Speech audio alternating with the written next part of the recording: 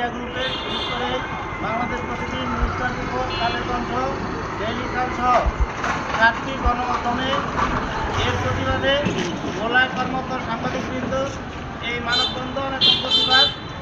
আমাদের এই প্রতিবাদে রয়েছেন প্রেস ক্লাবের সিনিয়র সাংবাদিক এবং সময় টিভি ভোলা স্টাফ রিপোর্টার নাসির লিটন, রয়েছে কালের কণ্ঠের জেলা প্রতিনিধি ইকরামুল আলম, রয়েছে আমাদের আদিল হোসেন পপু সহ যে প্রতিবন্ধী রয়েছেন। সকলকে আমাদের এই প্রতিবাদ সমাবেশে উপস্থিত হওয়ার জন্য আমরা ব্যক্তিগতভাবে এবং গণমাধ্যমের পক্ষ থেকে সকলকে ধন্যবাদ। আপনারা অবগত আছেন যে গত 19শে August state media group, Kaler Kantho, Bangladesh প্রতিদিন, নিউজ 24, ডেইলি সান সহ প্রায় 7টি মিডিয়া অফিসে হামলা চালানো হয়েছে।